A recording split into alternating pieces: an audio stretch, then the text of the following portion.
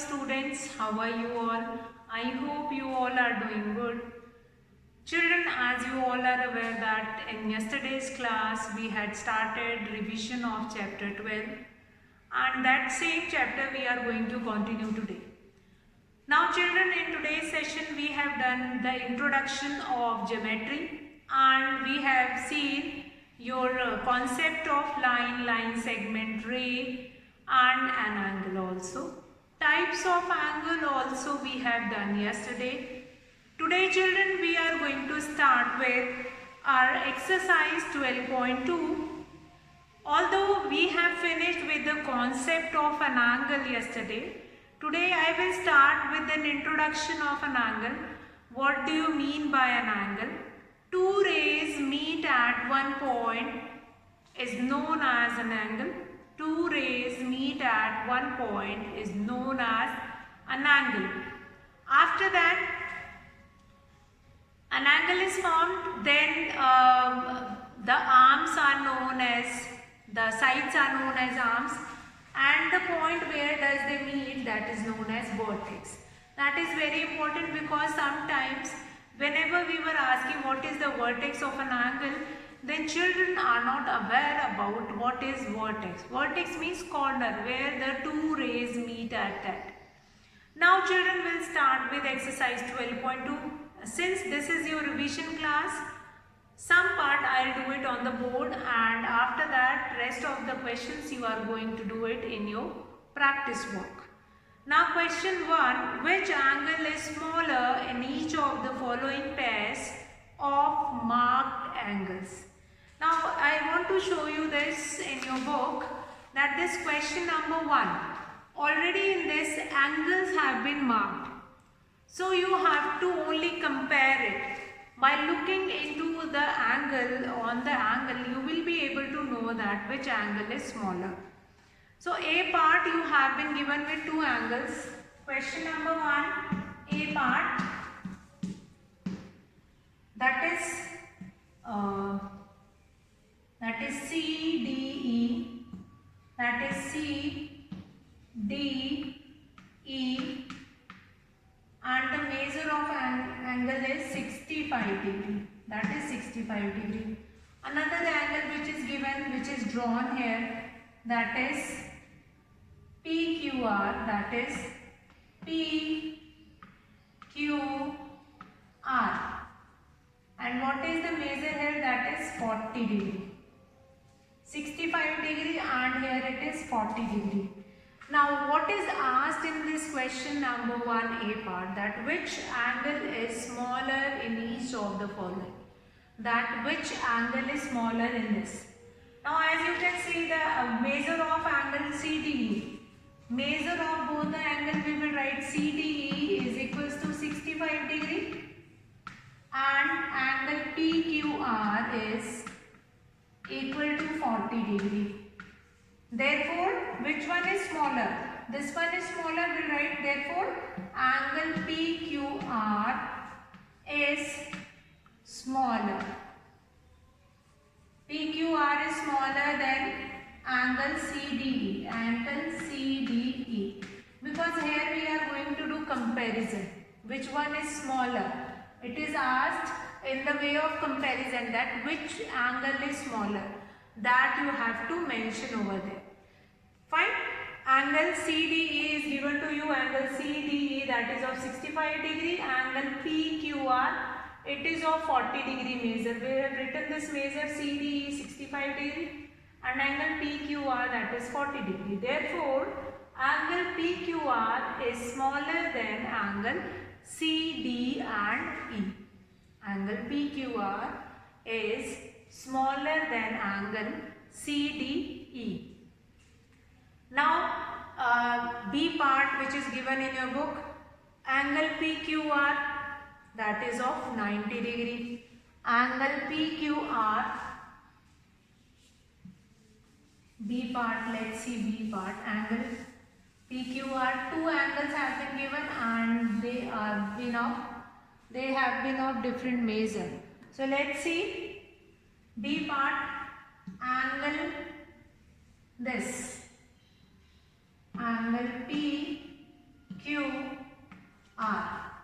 Now PQR is of 90 degree measure. It is of 90 degree measure.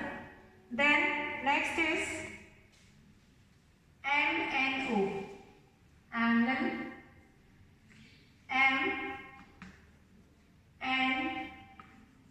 MNO.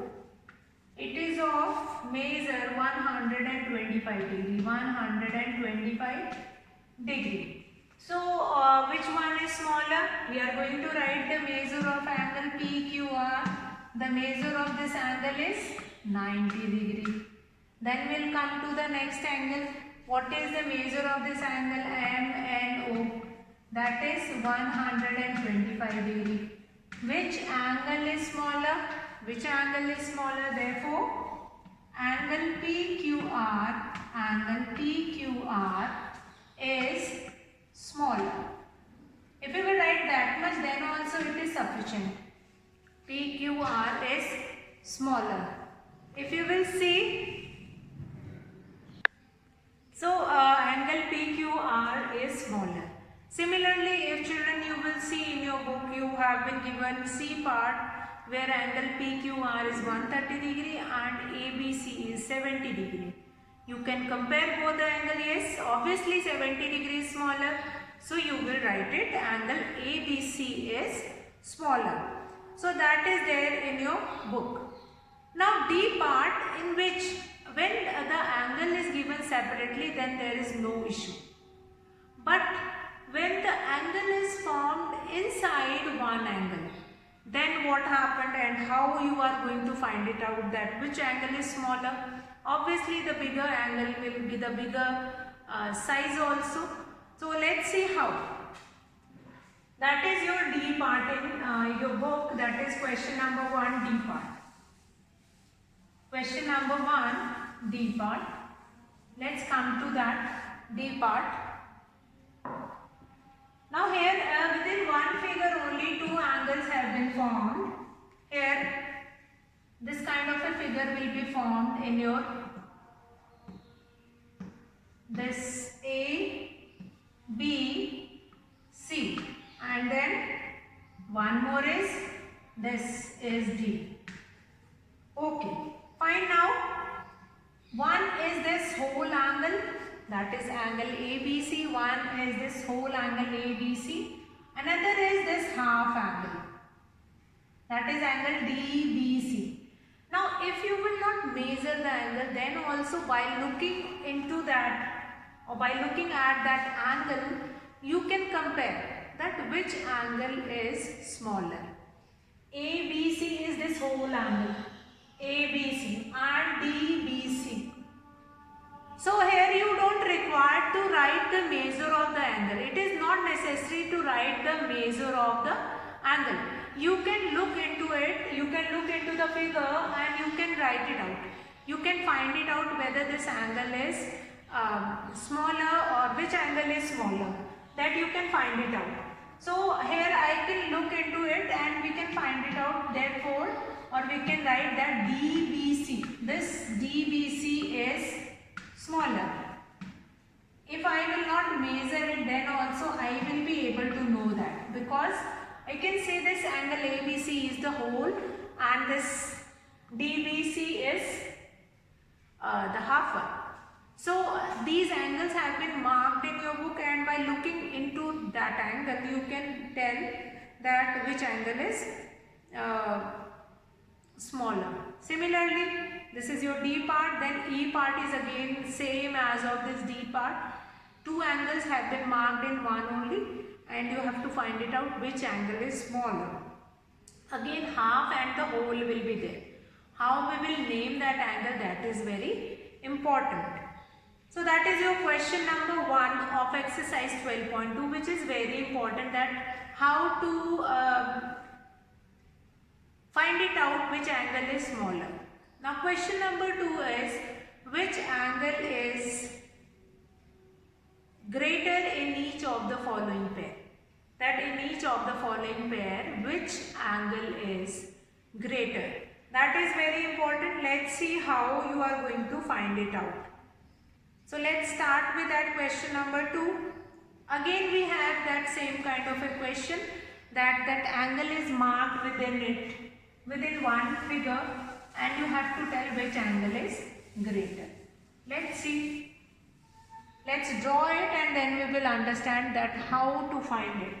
Now we'll come to question number 2, A part. A part is, we'll make it this angle. Okay. So now we are going to name it. Here A, B, C and D. After that we have this one is this whole angle, angle ABC, and this is your angle DBC. Now ABC, this whole angle is angle ABC, and inside it we have only one angle, one part, half of that angle, that is angle DBC. So which angle is greater? In this question you have been asked that which angle is greater. Yes, obviously this whole angle is greater. We'll write angle ABC is greater. Angle ABC is greater. Therefore, angle ABC is greater. One more angle is there. See, B part. This kind of a figure is drawn. And within this figure, we have one 90-degree angle. So, this 90-degree angle and one whole angle is there. Let's name it P, Q, R, and then this is S. P, Q, R, and then S. Now which one is greater? Obviously this whole P, Q, R, this whole is greater. S, Q, R is of 90 degree only. So we'll write angle P, Q, R is greater. Angle P, Q, R is greater. As in earlier question, it is necessary to find it out which angle is smaller. In this question, you are supposed to find it out which angle is greater. Now, if an angle is formed inside one figure, only both the angles will be formed. We can compare it. And when the angle is formed separately, how you can compare it? You can measure that angle using protractor. How to measure that angle? Put that protractor, the middle point, you will keep it on this vertex, and then you can measure it. Upper scale you are going to take it and then you will measure it. Now, measuring of an angle, that is again an important concept of your protractor and of your class. How to measure an angle? Measuring of an angle, you are going to do it with your protractor only. You will put the protractor on this vertex and then you will measure with this scale. Scale is from right to left, you are going to measure it. Now measure the angles in the figure. A part angle ABD, B part angle BEE, ABE, C part angle ABF, D part angle DBG, E part angle EBH, F part angle CBE, G part angle CBG. Different angles will be formed within a figure and you have to measure the angle. You have to measure that angle within that figure. What is the measure of an angle? That you are going to measure it. By measuring it, you can write that angle. That what is the measure of an angle? You have to measure using protractor, and reading of an angle is very important. See, A, B, C. When I am speaking this A, B, C, when I am talking about this whole angle. When I speak D, B, C, then I am talking about this half angle. So reading of an angle again very important. In this, if you will read that angle properly, then only you can measure that angle in a proper way. Now number 4, which of the following angles are acute, right or obtuse? Now you have been given with different angles in your book, and that verbally we are going to do it, that 90 degree angle. Yes, what are the definitions? We have done that. We are going to revise it. Question number 4 I am talking about. which of the following angles are acute, right or obtuse? First is 90 degree. An angle whose measure is 90 degree is known as right angle. You will write it here, right angle. B part, 50 degree angle. An angle whose measure is more than 0 degree but less than 90 degree is an acute angle. So 50 degree comes in acute angle. Then come to 100 degree. 100 degree means an angle whose measure is more than 90 degree but less than 180 degree, that is an obtuse angle. Okay. Now next is 130 degree. Again is an example of obtuse angle. An angle whose measure is more than 90 degree but less than 180 degree. 90 degree is right angle. 30 degree an angle whose measure is more than 0 degree but less than 90 degree, that is acute angle. An angle again 80 degree, again an example of acute angle. Now measure the following angles with your protractor and classify them as acute, obtuse or right angles. So measuring of an angle is again an important concept, and how to measure that we have already done in this chapter. Draw the angles. This is very important. Many times if you have seen your unit test paper also, you have been given draw an angle. Drawing of an angle, you must be knowing how to draw an angle. It is very important. Find you can be given with any measure of angle, and that measure of an angle you have to draw. So how you are going to draw an angle, that we will see. How to draw an angle, that we are going to see.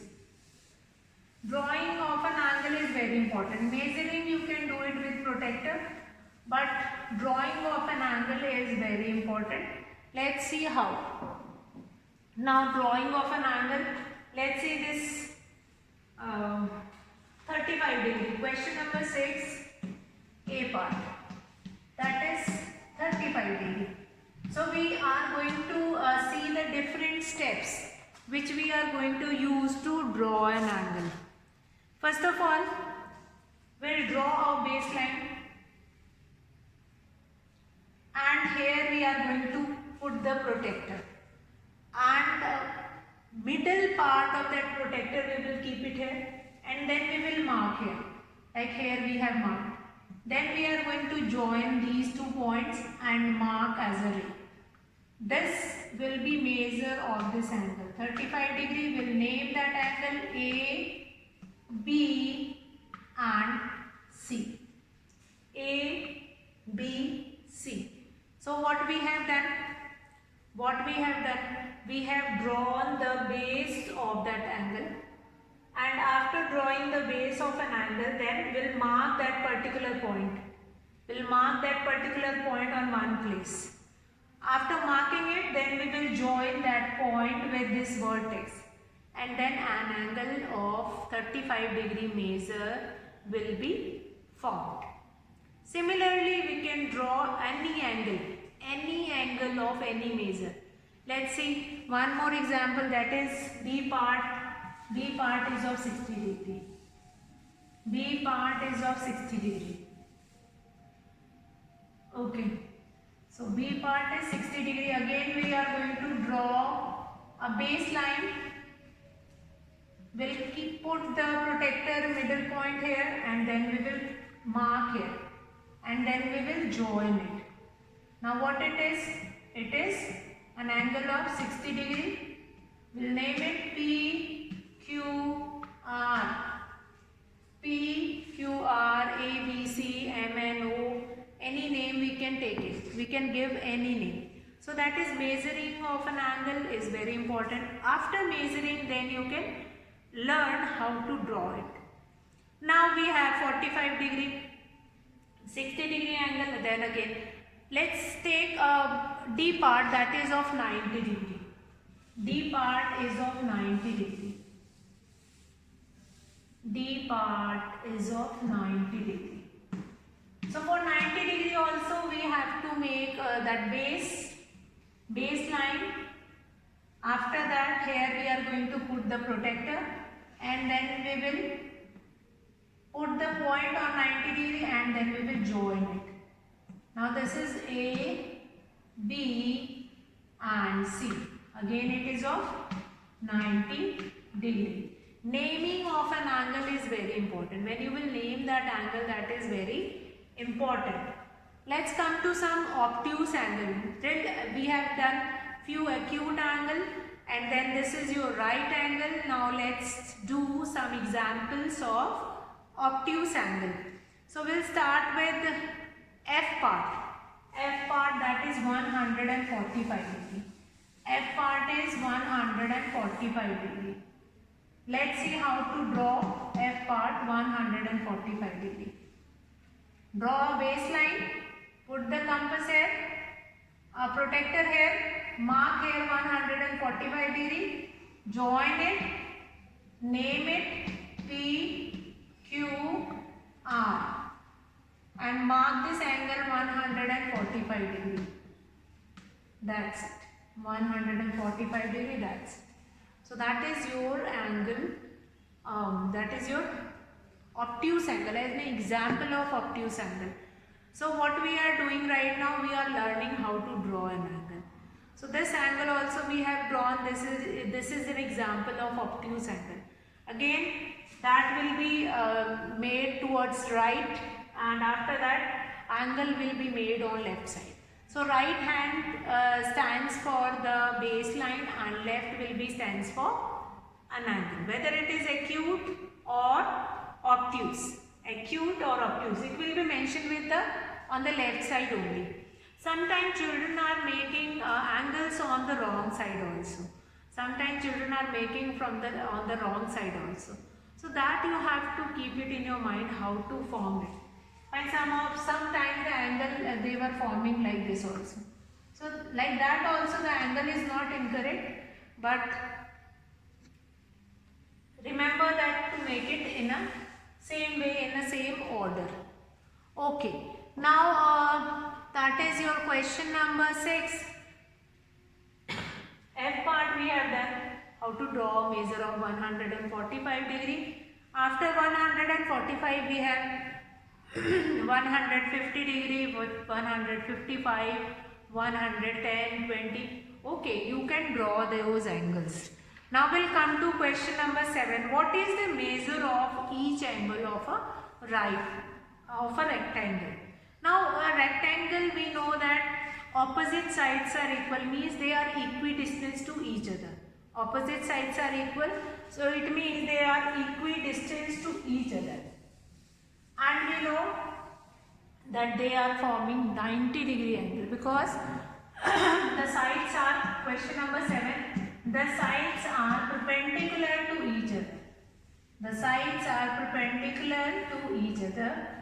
So the angle which is formed by these sides, that is of 90 degree. Rectangle, in a rectangle opposite sides are equal and parallel and they are equidistant. They are perpendicular to each other. All these are the properties of rectangle. Similarly, in the case of square also, all the 4 sides are equal and they are perpendicular also, equal and perpendicular, and forming an angle of 90 degree. So that is again. Now we'll come to our last topic of today, that is congruency of a triangle. What do you mean by congruency of a triangle, or what do you mean by congruent triangles? Question number 9 is related to that only. Measures the angles in each of the following pairs of angles and say which pairs are congruent angles. See, in fraction we have done one thing, that is equivalent fraction. Similarly, if we'll talk about we'll talk in terms of geometry, then that equivalent term will be replaced by congruent. Congruent means when they are of same size. Fine. If I draw 2 angles here, and these 2 angles are of same size, angles are of same size, P, Q, R, A, B, C. If these two angles are of same side, if I'll measure these angles and I'll find it out that both the angles, if I'll measure these angles and I'll find it out that both these angles are of same measure, 60 degree this and 60 degree this, then what I'm going to say that angle PQR is congruent to angle ABC. What do I say? That angle PQR is congruent to angle ABC. So, what do you mean by congruent? Congruent means same. Same. Fine? Here, if two angles measures the same, we'll say that this angle PQR is congruent to angle A, B and C. So that is your question number 9. That you have to measure the angle, and if you will find it out that two angles are of same measurement, we'll write that angle PQR is congruent to angle ABC, congruent to angle ABC. Similarly, you can name anything. You can name MNO, you can name IJK, you can name anything. And if measure of means if you will measure the angle using protractor and you will find it out that both the angle are of same measurement, then you will say yes, they are congruent. And if they does not have same measurement, you will write no, they are not congruent. So that is your exercise 12.2 that we have done in today's class. What are the different concepts that we have finished in today's class? Let's revise that. And what is your homework? You will complete this exercise 12.2. Fine. What we have done, how to draw an angle, how to compare two angles, whether they are congruent or not. Next concept which we have done, that how to find it out which angle is smaller, which is greater. Write the measure of different angles, drawing with one base only, different angles which were formed. So reading of an angle is very important. When you will read that angle in your book now, I will mention here that you will measure each and every angle. It is very important. Measurement of each and every angle is very important. Once you will measure each and every angle, then your concept regarding that how to measure that angle will be clear. Measuring of an angle is as such important like your drawing of an angle. Drawing of an angle, again do practice a lot. Then measuring of an angle, always whichever angle, if you will look at any angle and you will be able to find it out, yes, which one is bigger, I know that, but still you will find it out. You are going to measure it. That is necessary for you all. Now tomorrow we are going to start with the next topic, that is of parallel lines and perpendicular lines, that we are going to see tomorrow. And today we have done all about angles and different angles which can be formed using fingers, your hands, that also we have seen. With the arms of clock, how many angles can be formed, that also we have seen. So children, let's revise it, do revision of this in a proper manner so that easily you can draw these angles in your paper. So I am going to finish the class here for today, and tomorrow we will start with the concept of parallel lines and perpendicular lines, how to draw parallel and perpendicular lines. So that's all for today, children. Have a good day.